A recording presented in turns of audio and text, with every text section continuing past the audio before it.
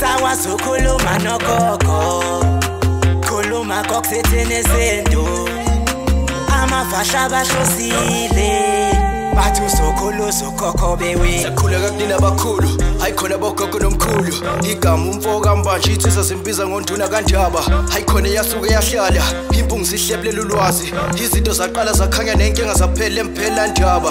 Isisa kithi siyakhala, sekhona nenyanga zamanga. Izinto sakithi siyahamba engathi sekhona abafundisi bamanga. Impungu ngayishikelela phansi.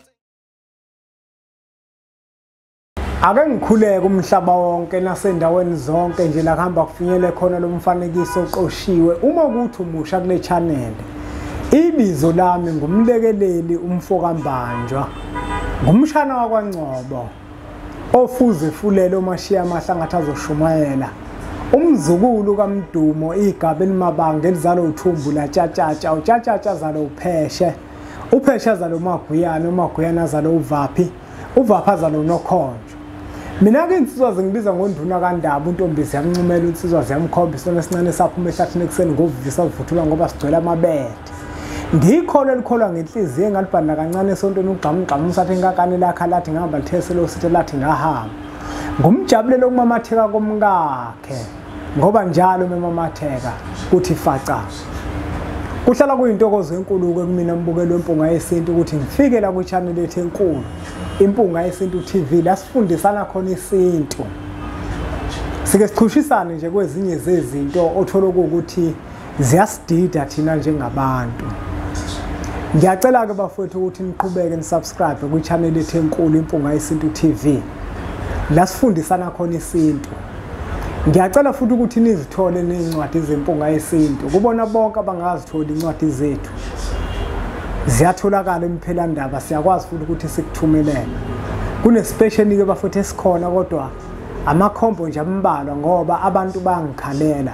Sezipheleleke zonke bafowethu, inkampani ekuyona engigayelayo yaba nenkinga yomshini kule ncwadi esihloko sithi uyokhuluza ukhokhobe. Isikhona ke bafowethu incwadi uyokhuluza ukhokhobe. Bagcina bekwazile ukuthi inkinga zabo bazixazulule. Bonke abantu kade beyifuna leyo ncwadi sikhona. Nabo bonke kade befaka iorder layo sebezoyithola, sizobathumelela ngoba kusasa ngitholile umbiko ukuthi angizilandi. Ngiyabonga kakhulu ukubona bonke abawesekayo umsebenzi wempunga yesintu nabawuthandayo. Ngiyacela ke nani bafowethu ukuthi eningakabi nazo nibe nazo incwadi ukuze isizukulwane senu sokwazi ukuthi simthole lo lwazi olubaluleke kangaka nolwazi olujule kangaka. Ngiyacela ke futhi ukuthi niqhubeke nisubscribe ku channel yethu enkulu Impunga Yesintu TV. Nemfanekiso eqoshiwe sidlulisele kwabanye abantu. Namuhla bafowethu ngiyimpunga yesintu ngifisa ukuthi sizojuda ngenhloso yokulungisa amanye amaphutha engeke ngizwe abantu bewakhuluma. Ngizofisa ukuthi ke bafowethu ningiqondeke.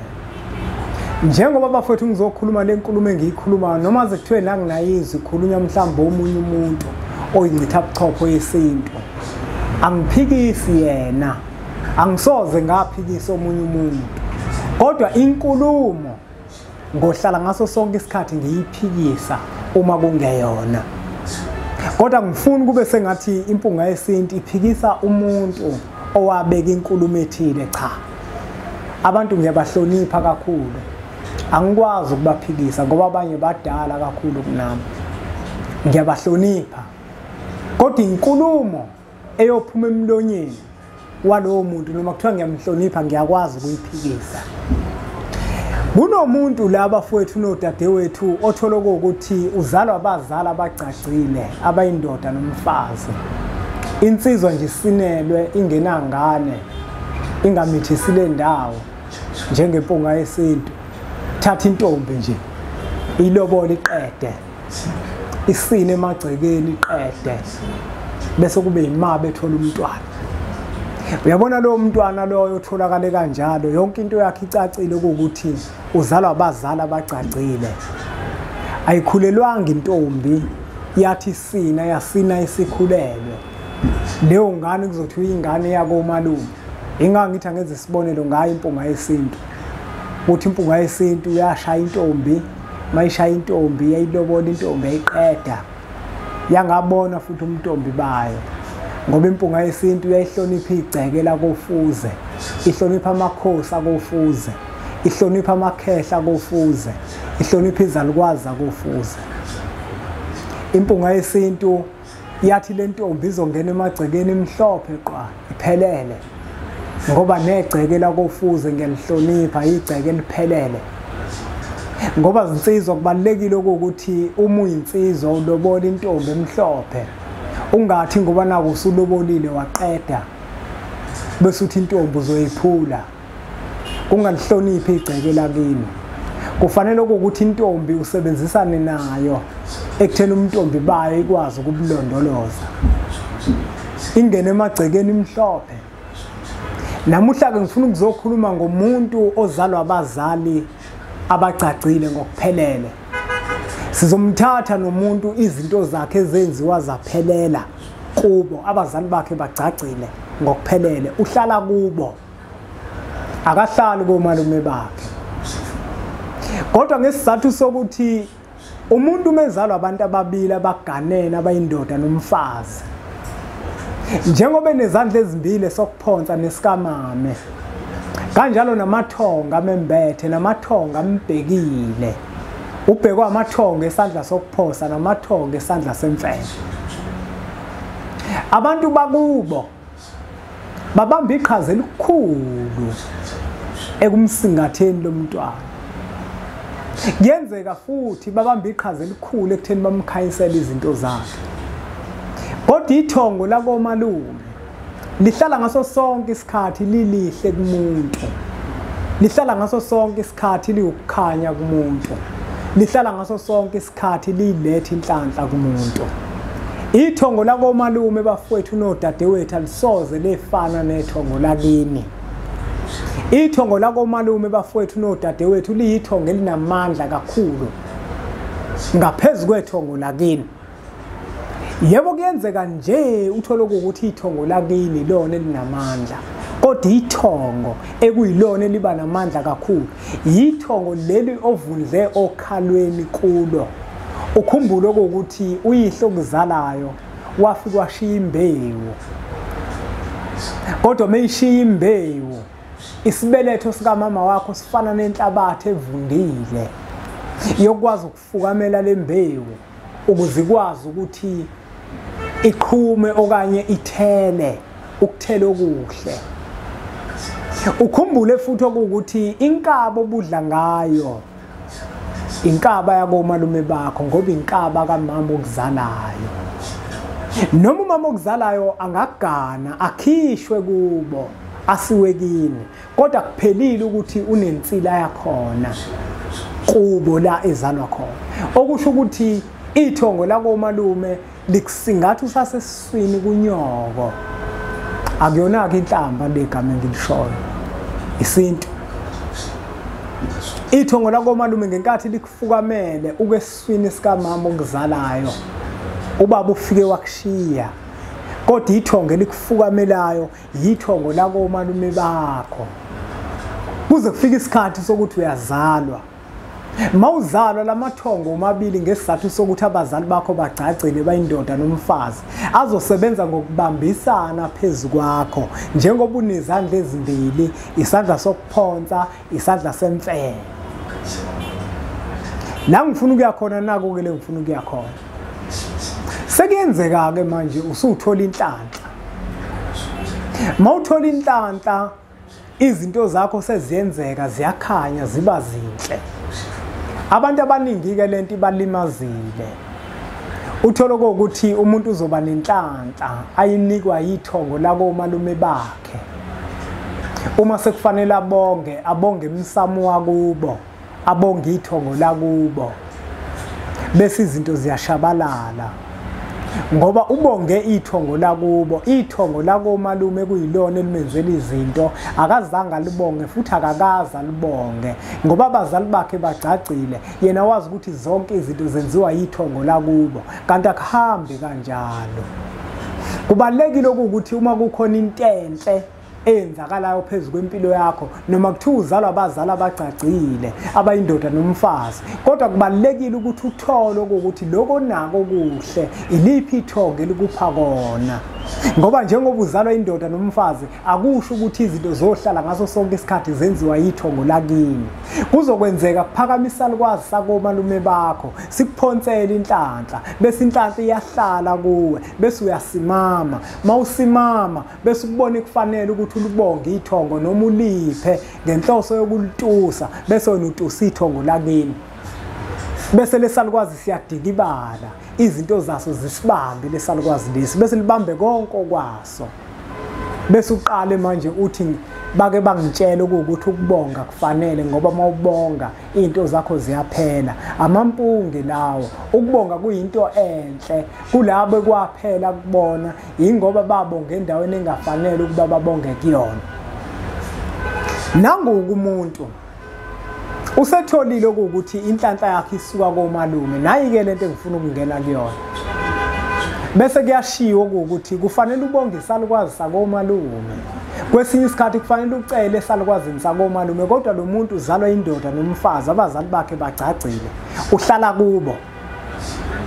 Bese athola isiluleko esithi yothola imbuzi, isalukwazi lesi sakomalume bakho uhlabele lakini. Asingaxabani, ayikho leyo nto, ayikho leyo nto. Noma abazali bakho bangacaca babe indoda nomfazi, kodwa ayikho into ethi isalukwazi sakomalume bakho ngasenzela umsebenzi kini, ayikho leyo nto. Baningi abantu abakhuluma leyo nto, angiphikisi bona, ngiphikisa into abayikhulumayo engekho. Awukwazi ukuyenza leyo nto, awukwazi ukuthi emsamo wakini uzoshisa impepho ubize ithongo lakomalume bakho. Baze bayisekele ngokuthi umama wakho wagana lekhaya, wagana umama wakho lekhaya, uzokwazi ukuthi wenzele abantu bakomalume bakhe emsamo wakini. Ayenzeki into efana naleyo, ayenzeki, ayenzeki into efana naleyo. Uma kuwukuthi uyingane usutholile ukuthi kunesalukwazi sakomalume kufanele ukuthi usibonge noma usenze lokuthile, uyobika kini bombanjwa, khathini, bomagutshwa, nangu umntwana. Utheme hamba wathola ukuthi nisebenza ngokubambisana nethongo lakoninalume bakhe. Siyacela ukuthi kumntwana ke ahambe aye komalume bakhe ayopha ogogo laba bamezela ukuthile lokho afisa ukubapha kona. Siyacela ke bokhathini ukuthi umntwana nihambe naye, uthi konke lokho ayokwenza komalume bakhe bese kube impumelelo. Ubaba wakho lokushisela impepho noma ilono inhloko okushisela impepho ubikela ithongo lakini ukuthi wena usaya komalume. Ayikho futhi lento yokuthi uma uzalwa abazali abacacile awuyi komalume bakho, uyaya komalume uyodla amasi, uyaya komalume baye kokucelela izinhlanhla, ngoba ithongo elisemzimbeni wakhe ithongo lakini nethongo lakomalume. Ukuthi uzalwa abazali abacacile ayikho into exoxa komalume bakho, akusho ukuthi musu usaya komalume bakho. Ngenkathi ke sekucelela ukuthi ke manje uyahamba uya komalume bakho uyogcina lokho ofuna ukukugcina, uyobusa uhamba ngempela uya komalume. Mawufika komalume uyobusa ubethulela umalume, bomalume bami bofuze fulele, bomashiya amahlangatha azoshumayela. Ngathi mangihamba ngathola ukuthi izinto ezinhle ngiziphiwa lekhaya, ngiziphiwa isalukwazi salekhaya. Manje ngalembuzi ngizobonga kusona isalukwazi, ngizosipha, ngizocela ukuthi siqhubeke njalo singikhanyisele. Nebala umalume uyobe sesondela naleyo mbuzi empepheni kanye nawe uyibambile leyo mbuzi, bese ashisa impepho athi bofuze fulele bomashiya amahlangatha azoshumayela. Lokhulekayo yimini usibanibani, nangu umshana wami. Uthi umshana wami utheme hamba wathola ukuthi inhlanhla uzithola ethongweni lalekhaya. Ngiyacela ke makhehla amakhulu ningivumele ukuthi umshana njengoba efikile phakathi kwalekhaya ezopha, uthi uzopha ogogo, kodwa ngicela kunina njenganenhloko ukuthi nivume umshana abanikeze ogogo ukuze bezoqhubeka bamkhanyisele bamsingathe. umalume uyobe sephinde futhi emnika ithuba umshana okuthi ke ngiyacela ke nina mafuza ngoba umshana usekhulile futhi lokho azokwenza kusuka ngaphakathi ekujuleni nenhliziyo yakhe ngicela ukuthi ke nimlalele naye akhulume ngokwakhe azidlulisele ukubonga kanjalo nezicelo naye kumshana uyobe sephefumula aphefumula umshana naye akhuluma asho ukuthi uyabonga uyacela ukuthi ogogo badle baqhubeke bamkhanyisele leyo mbuzi yobe isihlatshwa leyo mbuzi ihlinzwe leyo mbuzi umshana uyolala khona lapho komalume athelwe ngenyongo khona lapho komalume afake isiphandla khona lapho komalume esandleni sokunxele okuyisandla sakomalume bakhe uma umshana esehamba omalume bayomupha umphako inkinga ayikho ukubeka izinto zisahamba ngokwesintu umshana ubeyothi efika kubo ngoba uma uyindoda uganiwe kubalekile ukuthi indlu yasekhweni lakho emzini kayihlo ibe khona ngenkathi imimoya iganiswe bese ikwazi ukuthi ithole indawo ingaqhinqi ngaphandle kodwa kangikho lapho sobuya sokhuluma lena yezindlu kodwa ngizokha phezulu ukuthi umshana mesenikeza umphako komalume bakhe esehambe seya kubo lo mphako ubeyofika ubeke endlini yakomalume bakhe uhlale khona awudlele khona aze awuqede kodwa ke ngobuya bafowethu ngizokhuluma indaba yezindlu khona nokwazi ukuyibona kahle niyilandele kahle lento engiyikhulumayo njengamanje kodwa la besikhona siyimpunga yesintu besithi awukwazi ukuthi uzalwa abazali abacacile inhlanhla uyithola komalume ufuna ukwenzela ithongo lakomalume ufuna ukwenzela ugogo wakomalume noma ikhehla lakomalume bese uthi uzolenzela kini ngoba naku ukuthi uma wakho uganile akuhambi kanjalo ayidumi kanjalo mayizosuka le ikhaya izinto zomsamo esizenzayo senzela abantu bomsamo bale ikhaya senzela abantu bakambanjwa kuphela le ikhaya asikwazi ukuthi sizokwenzela amathonga le kaNgcobo ngoba nakusithi uma Ngcobo ugana umbanjwa asikwazi ukwenza lokho akwenzeki into efana naleyo uma ingane ifuna ukwenzela ugogo wayo iyokwenza lento ekade siyichaza ihambe iye komalume bayo hayi bafowethu angageqa amagula ngoba ngemuki uma kuukuthi kukhona la nisala khona la kuma comment section uvumelekile ukuthi ubuze lokho ngakubuza impunga yesintu izokwazi ukuthi ikucacisele siyacela ke bafowethu ukuthi niqhubeke njalo nisubscribe ku channel yethu enkulu impunga yesintu TV impunga yesintu izaloku inilethele njalo nje ushukela bafowethu inilethele izihloko ezizoba usizo empilweni zethu nezihloko bafowethu esokwazi nokwelapha abanye abantu abothi mabebuza bese usho ukuthi impunga yesintu yayichaza lento yenziwa kanje nakanje nakanje impunga yesintu ke bafowethu ike imphelandaba la ikhona kwaZulu Natal usithola khona mawufisa ukuhlala nathi phansi sikuchushise kwezinye zezinto ezithinta isintu nokwenziwa kwemisebenzi ngendlela ezoba nempumelelo uyasithinta kuzona inombolo lezo lokuzibona uyakwazi ukuthi usithinte ubook appointment uze lemphelandaba ke bafowethu bathini ngesilungu kukhona i-consultation fee ngoba abantu abaningi bake babuza ukuthi kuhamba kanjani ukuze sikwazi ukuthi sihlale la nikwazi ukusithola kune-consultation fee bafowethu eba u-300 mawufika la emphelandaba bese emva kwalokho sihlala isikhathi esiyi-hour ngithi angikusho lokhu sihlala isikhathi esiyi-hour uma kwenzeka udaba lethu ukuthi aligoqeki siyayi-add imizuzu eyi-15 ukuze udaba siligoqe kodwa kukaze kwenzeka ufike emphelandaba kube ukuthi udaba lethu ngeke siliqede emphelandaba bafowethu kuyakhanyiswa kuba u-300 ngithi ngikubeke lokhu ukuze abantu bakwazi lokho umuntu angathi efike emphelandaba athi akazi kodwa naku ukubaluleke kakhulu uma kuukuthi uyafuna ukuyenza i-appointment awunayo ngempela imali bafowethu uyakwazi ukuthi ufike emphelandaba kodwa bese uphathe noma 10 noma u5 ozofika ukhanyise ngawo ukhanyisela amakhehla kodwa akabantu abangeza abantu umuntu imali ayibambe ngamabomu athi hayi anginayo imali aqamba amanga umuntu ongakhokha emphelandaba umuntu ongenayo ngempela imali othola ukuthi akasebenzi lo muntu lo siyakwazi ukuthi simsize ngoba naye njengoba engenamali nje akusho ukuthi usizo akangalitholi engisho ukuthi ke bafowethu uma wenza i-appointment uma ungenayo imali usho nje ukuthi imali anginayo sizothi woza ngeke sikujikise asukujikisa ngoba nake imali ungenayo ngoba amakhehla asithuma asitshela kahle ukuthi azobaletha abantu abangenayo imali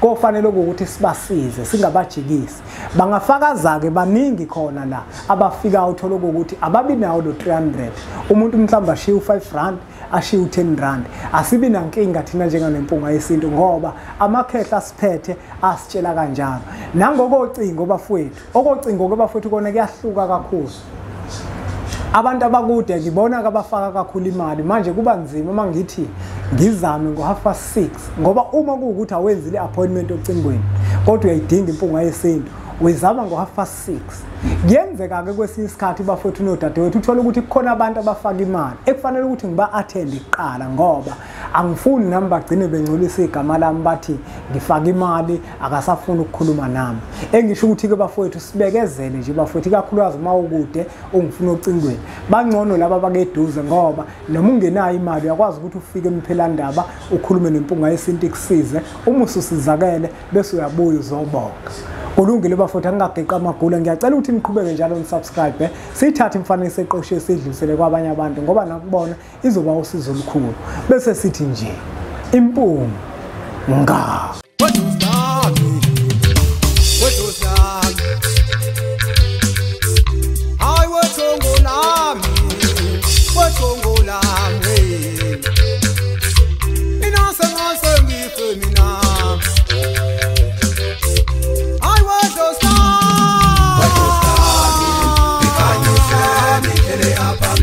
Hey,